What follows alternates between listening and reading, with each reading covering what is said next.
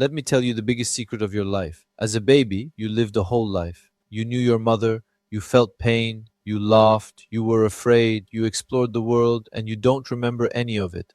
When they hear this, most people think, that's normal. Our brains weren't developed. We were too small. It sounds logical, but it's completely wrong. Because it's not that the baby's brain wasn't recording those moments, it was. It was recording everything. Science directly proved this for the first time in 2025. So the question isn't why didn't it record? The question is if it did record, where did those memories go? In 2025, a team at Yale University published a very important study in the journal Science.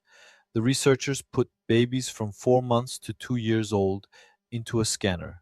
This device can image brain activity in real time. But there's a catch. Babies don't like to stay still in this machine. For months, the team developed ways to persuade the babies. Pacifiers, toys, special pillows. They finally succeeded, and what they saw was surprising. They showed the babies faces, objects, and places on a screen, and the hippocampus, the brain's memory center, lit up. When shown an image they had seen before, the babies looked at it less. Why? Because they recognized it. Even 1 year old babies could record individual memories. So, this is what science had wrong for so many years, that a baby's brain can't form memories. No, it actually does. Then why can't we remember any of them? Now here's the weird part. A baby's brain doesn't just record memories, it's also growing at an incredible rate. In the first 2 years, the hippocampus produces new neurons. This is called neurogenesis, and this process is never as intense at any other time in life. At the University of Toronto, Sheena Jocelyn and Paul Franklin proposed an interesting hypothesis in 2012. As these new neurons integrate into the hippocampus, they disrupt existing connections. And what did those connections hold? Memories. To test this, they worked on mice. When they artificially increased neurogenesis in adult mice, those mice started to forget what they had previously learned. When they did the opposite, slowing down neurogenesis in infant mice, those pups held on to their memories much longer. In 2014, these findings were published in the journal Science and shook the field. The result was striking. The baby brain wasn't failing to hold memories. The baby brain was too busy. It was building you. And during construction, it displaced old connections. When you tear down a building and rebuild it, the writing on the old walls goes too. Now we're getting to an even weirder part. Were those memories actually erased, or did they just become inaccessible? An interesting discovery was made in experiments on mice. In infant mice, memory traces formed during infancy, those neural patterns called engrams, were still in the hippocampus in adulthood. But the animal could no longer access those memories. Using a technique called optogenetics, researchers used light to stimulate those old neurons, and the animals once again showed the behaviors they had learned as infants. The memory wasn't gone, it was just locked away. Nick Turk-Brown from Yale said something very striking about this. We are working on the possibility that infant memories somehow survive into adulthood but are inaccessible.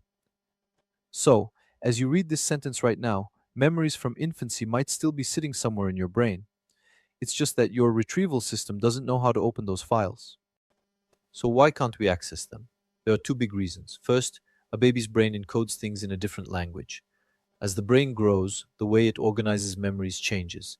A young child's memories and an adult's memories are held in different neural patterns. It's as if things recorded in infancy are written in a format that the adult brain doesn't know how to read. The file is there, but there's no program to open it. Second, there was no you yet. Scientists talk about a concept called autobiographical memory. This is the ability to label an experience as this happened to me and store it, and for that, you first need a sense of self. Research shows that this sense of self emerges around 18 to 24 months. Before that, the brain records experiences, but it can't link them to a self. The memory is there, but there's no one to claim it. And there's one more thing, maybe the most unsettling part.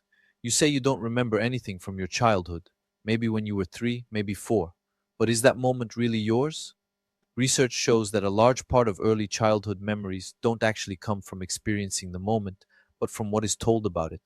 Family stories, photos, anecdotes heard over and over. The brain pieces these together and presents them as a memory.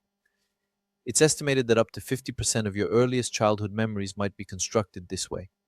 So, someone who thinks they remember their infancy mostly doesn't remember that period, but what was said about it. Memory isn't an archive. Memory is a story rewritten every single time.